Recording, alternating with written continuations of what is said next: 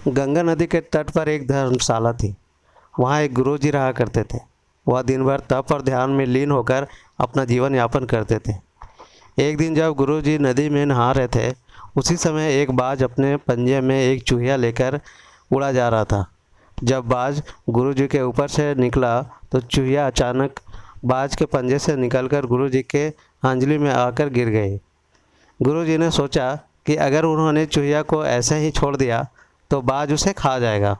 इसलिए उन्होंने चूहिया को अकेले नहीं छोड़ा और उसे पास के बरगद के पेड़ के नीचे रख दिया और ख़ुद को शुद्ध करने के लिए फिर से नहाने के लिए नदी में चले गए।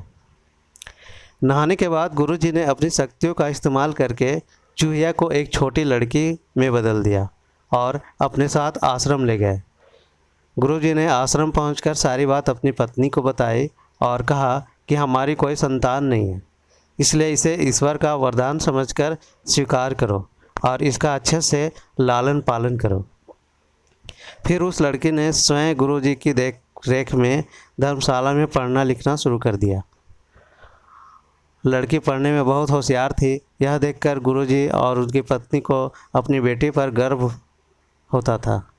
एक दिन गुरुजी ने उनकी पत्नी ने बताया कि उनकी लड़की विवाह योग्य हो गई है। तब गुरुजी ने कहा कि यह विशेष बच्ची एक विशेष पति की हकदार है। अगली सुबह अपनी शक्तियों का उपयोग करते हुए गुरुजी ने सूर्यदेव की प्रार्थना की और पूछा, हे सूर्यदेव, क्या आप मेरी बेटी से विवाह करना चाहेंगे? यह सुनकर लड़की बोली, पिताजी, सूर्यदेव पूरी दुनिया को रोशन करते हैं, लेकिन वह असहनीय रूप से गर्म और उग्र स्वभाव के हैं। मैं उनसे शादी नहीं करना चाहती। कृपया मेरे लिए एक बेहतर पति की तलाश करें। गुरुजी ने आश्चर्य से पूछा, सूर्यदेव से बेहतर कौन हो सकता है?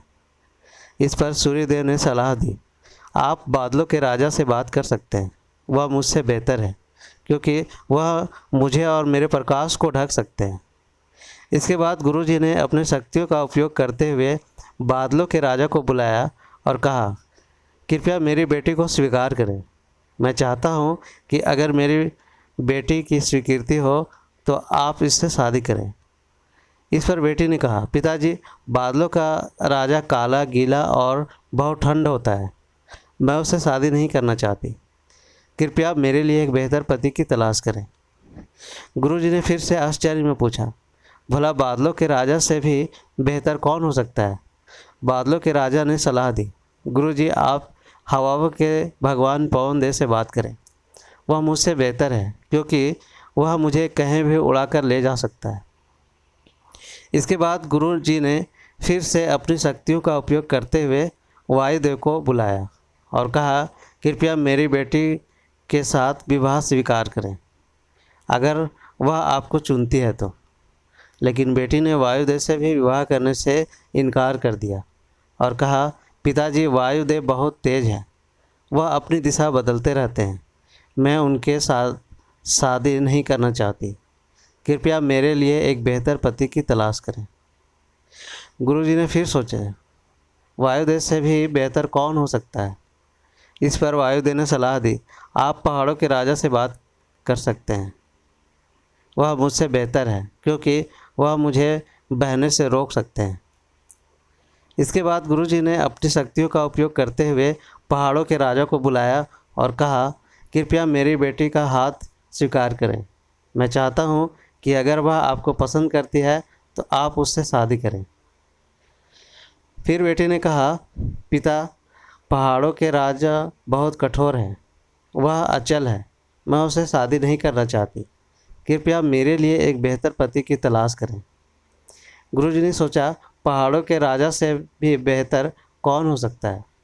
पहाड़ों के राजा ने सलाह दी, गुरुजी, आप चूहे के राजा से बात कर सकते हैं। वह मुझसे बेहतर है क्योंकि वह मुझ में छेद कर सकता है।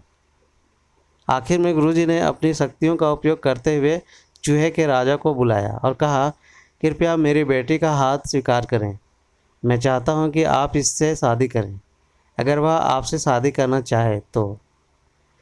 जब बेटी चूहे के राजा से मिली तो वह खुश होकर शादी के लिए राजी हो गई।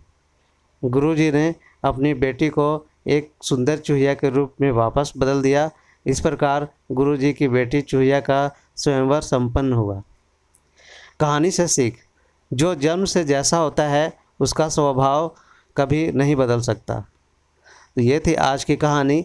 कैसी लगी अपने दोस्तों के साथ शेयर कीजिए और कमेंट में ज़रूर बताइए।